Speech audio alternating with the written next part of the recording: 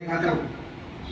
तुम लोग सब मतलब ही होते, स्वार्थी होते, अपने स्वार्थ से तुम लोग खिलाते पिलाते हो, तुम्हारा कुछ काम अटका होगा इसलिए। तो उसने तो खाया नहीं, दोनों कुल्हड़ गुरुदेव को दे दिया। गुरुदेव ने कहा, हमने कभी देखा है, देखो ऐसे प्रेरणा होती है।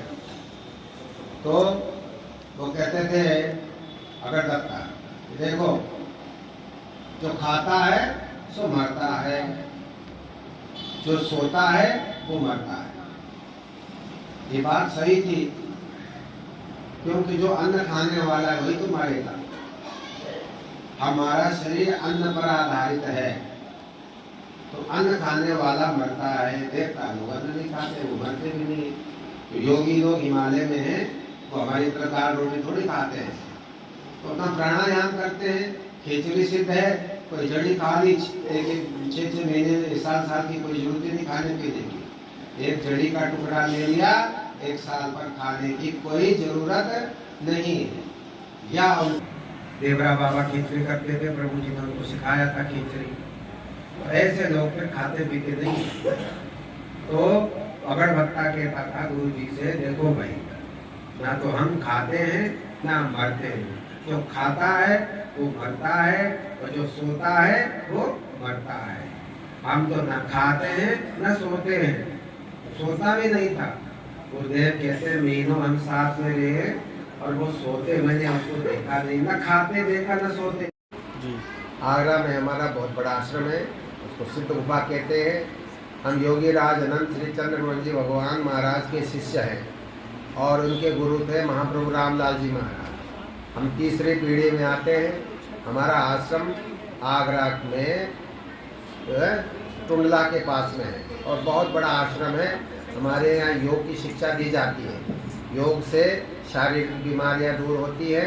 निःशुल्क हम लोग कराते हैं, यहाँ भी 3 दिन से करा रहे हैं। तरह तरह के प्राणायाम, तरह तरह के आसन लोगों को निरोग रखने के लिए हम लोग ये सिखाते हैं फ्री ऑफ कॉस्ट। और फिर प्रवचन भी करते हैं, ताकि मन और बुद्धि आपकी शुद्ध रहे, भगवान के प्रति आपकी भक्ति बढ़े।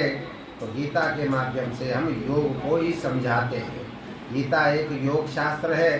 इसमें आज भगवान ने ये बताया कैसे हम अपने मृत्यु के समय कैसे मन को रखेंगे। यदि हम भगवान को याद करते हुए शरीर छोड़ेंगे, तो निश्चित ही हम भगवान की लोक को प्राप्त करेंगे, और हमारी बुरी गति नहीं होगी, सदगति होगी। ये भगवान ने आज के अध्याय में बताया।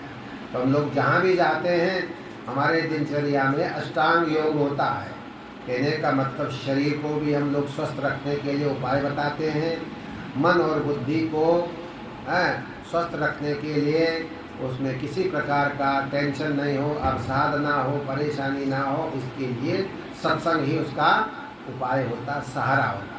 और फिर ध्यान के माध्यम से परमात्मा को प्राप्त किया जा सकता है। सारे वेद, उपनिषद, गीता यही बताती है कि ध्यान से ही ईश्वर की प्राप्ति हो सकती है, जिसको हम लोग मेडिटेशन कहते हैं। लेकिन मेडिटेशन जो आजकल के लोग कहते हैं कि आधा घंटा 10 मिनट कर लो, ऐसा नहीं है। 1.5-2 घंटा कम से कम करना चाहिए। 2 घंटे भगवान के नाम का जप करो, और भगवान के रूप का ध्यान करो। भगवान के आकृति का ध्यान करना ही मेडिटेशन होता है। मेडिटेशन के 2 प्रकार होते हैं। एक साकार की उपासना करते हैं, भगवान का अवतार मानते हैं। एक कहते हैं भगवान निराकार है। तो किसी भी प्रकार से आप करो, भगवान को याद करना जरूरी है। यही मेडिटेशन का लक्ष्य होता है। बस